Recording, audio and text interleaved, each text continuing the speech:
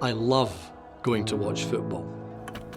On my way to the game, I can't wait to hear the team that's been selected, so I can work out who will control the midfield, who's going to tighten the defence, and who will score the goals.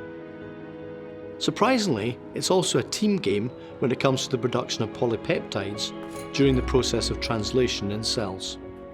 It involves a team of 3 different RNA molecules, and if you understand their roles in the process, you can work out how things piece together to produce the required polypeptide and the perfect team performance. Time to be a protein pundit. This is Think 4.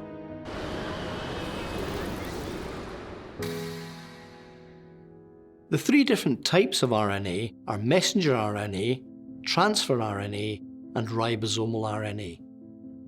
If you understand their roles in the process, you can then better understand how translation works.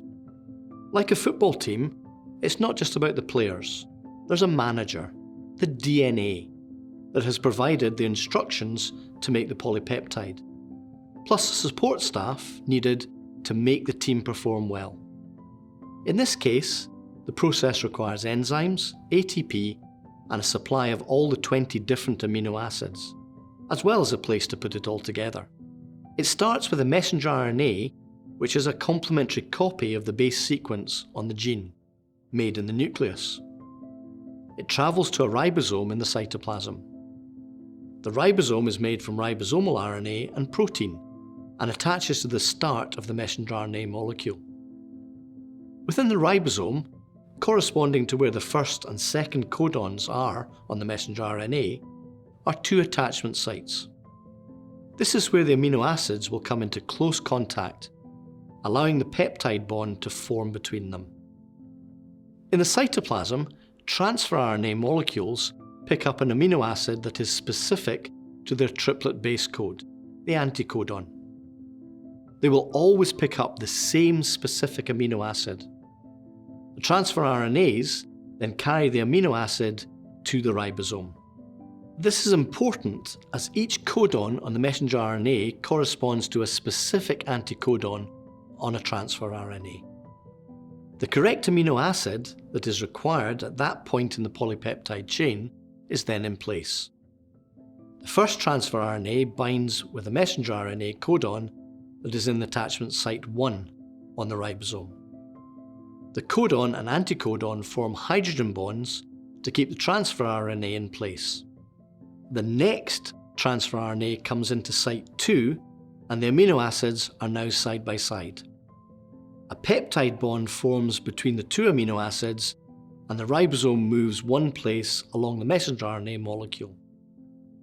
The first transfer RNA detaches from the amino acid and goes back into the cytoplasm to pick up another amino acid.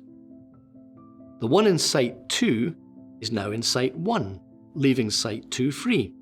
The next transfer RNA comes into place, carrying its specific amino acid, and the peptide bond forms between the second and third amino acids. The ribosome moves along another place, and so it continues, producing a growing polypeptide chain, until a stop codon is reached. The ribosome now detaches from the messenger RNA, leaving the completed polypeptide with all the amino acids in the required order. Result. The 3 RNA molecules have each played their specific role in the process of translation.